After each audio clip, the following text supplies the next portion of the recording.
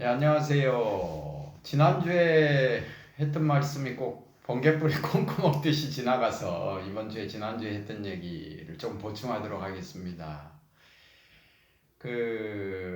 칠불 통계는 안한존자가 부처님께 여쭈어서 부처님이 중요한 말씀이라고 했던 거라고 말씀드렸고, 사람들한테 회자되는 거는 백낙천이 조가도림 선사를 찾아와서 물어서 그게 더 유명해지거든요.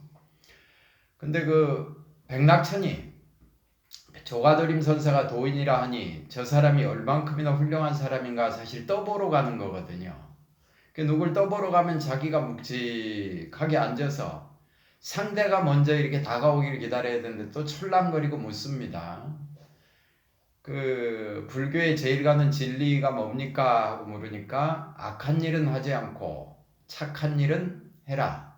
그래서 그 마음을 맑혀라. 이게 부처님 가르칩니다. 하니까 그건 삼척동자도 아는 얘기인데 그걸 진리라고 얘기를 합니까? 하고 백낙천이 얘기를 하니까 조가도림 선사가 말씀하시기를 아는 건 삼척동자도 알지만 실천하는 건 육신노인도 실천을 못한다. 이 말을 해서 이제 판이 끝나버리게 되죠.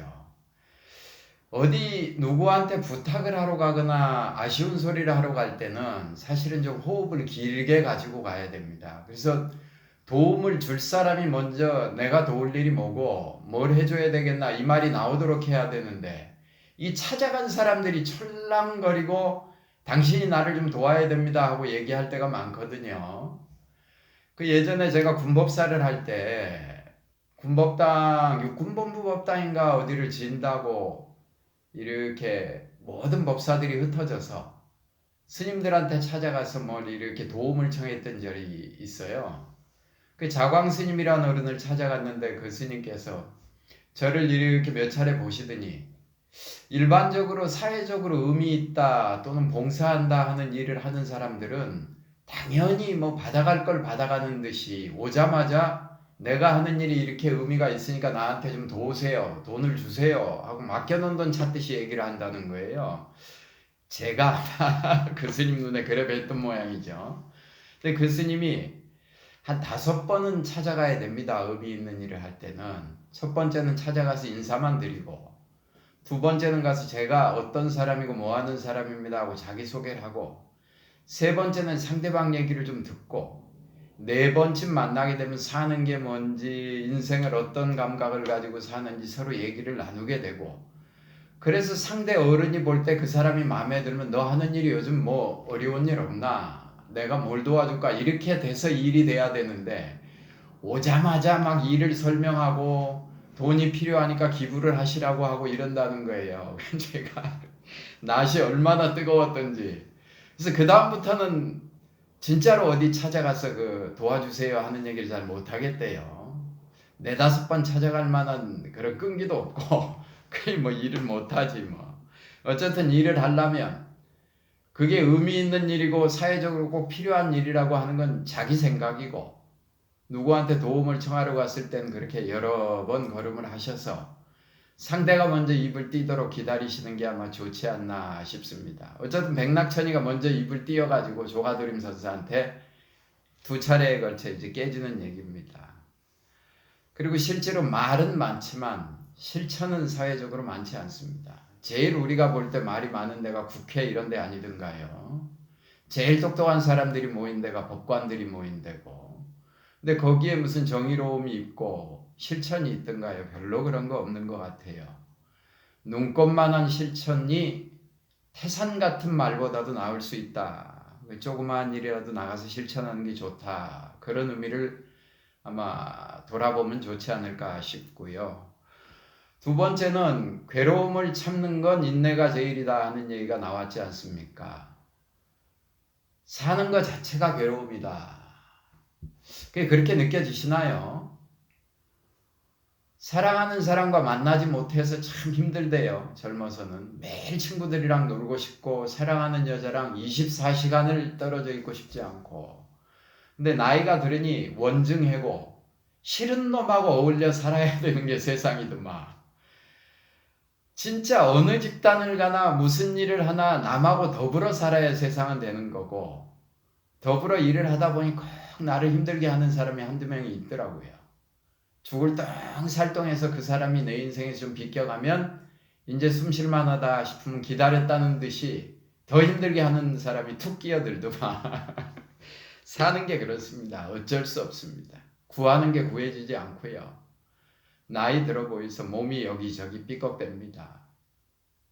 몸도 아프고 마음도 내 뜻대로 통제가 안 되고, 그래서 인생 자체가 괴로웁니다. 오음성고다. 그 반야신경 보면 조견 오온 개공 도 일체 고액 이렇게 나오죠. 오온이 공함을 알므로써 모든 괴로움으로부터 단박에 벗어났다. 근데 오온에 대한 설명이 많지만 색은 물질, 육체 이렇게 보시면 되고, 수, 상, 행식은 정신작용 이렇게 보면 됩니다. 근데 내 몸도 내 마음도 내 생각대로 되지 않습니다.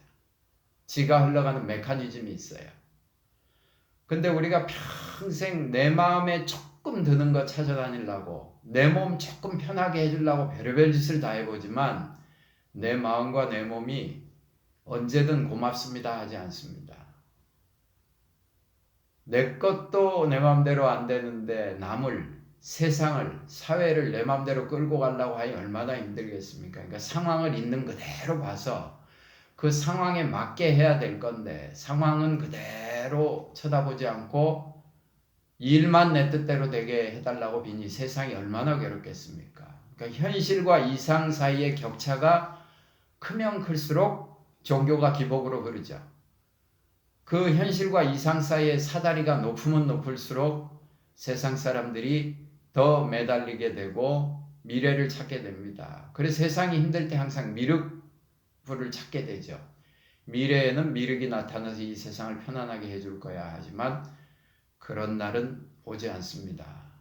객관적으로 그렇게 나를 편안하게 해주는 날은 오지 않고, 세상을 바꾸는 일은 나가서 직접적으로 땀을 흘려서 하시고, 내 마음을 다스리는 일은 내 스스로 알아서 잘 하시고, 마지막에 구절이 말을 이쁘게 해라 이 말인데, 옛날에 그 탤런트 김자옥 씨가 방송에 나와서 한번 얘기하는 걸 제가 우연히 봤는데, 다음에 태어나도 지금 남편이랑 또 만나겠습니까? 이런 질문을 하더라고요. 그런 질문을 가끔 받으시잖아요. 우리 너 다음에 태어나도 저 사람이랑 또 살기고 이렇게 물어보는데, 그럼 그때 이렇게 표현을 하시는 것들이 참 다양하던데, 그때 김자옥 씨는 참 인상적으로 얘기를 했습니다.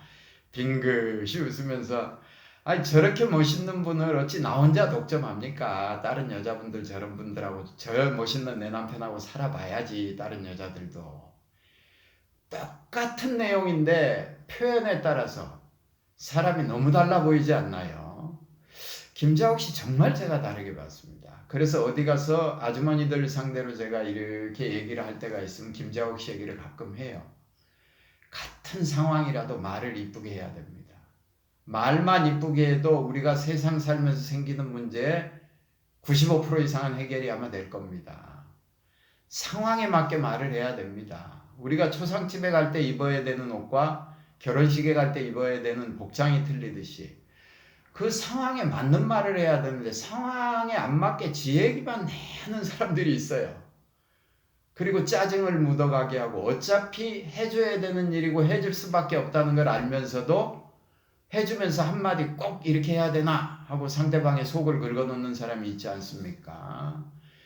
복도, 화도 사람을 따라옵니다. 바로 내 주변에 있는 사람들이 나한테 복을 주기도 하고 재앙을 주기도 하죠. 근데 복과 화가 오고 가고 있는 통로는 아마 대다수의 경우 말일 겁니다. 말 이쁘게 해라, 부처님이 그 얘기 하시는 겁니다. 수행자들끼리도 말이 문제가 돼 생기는 문제가 많죠. 모든 걸 다 버리고 출가했다는 사람들도 얼마나 말이 많으면 부처님이 항상 입 좀 닫으라 이 얘기를 하거든요. 모르면 입 닫으시고, 상황이 조금 석연찮으면 조용히 입을 다물고 있는 게 낫습니다. 모르면서 막 아는 체하고 나서고 자기 감각대로 떠들어대고 하는 거 별로 좋지 않습니다. 어쨌든 법구경 138에서 135까지 지난주에 이 얘기를 좀 빼먹은 것 같아서 제가 좀 아쉬워서 한 주 더 했습니다. 마치겠습니다. 오랫동안 행복하세요.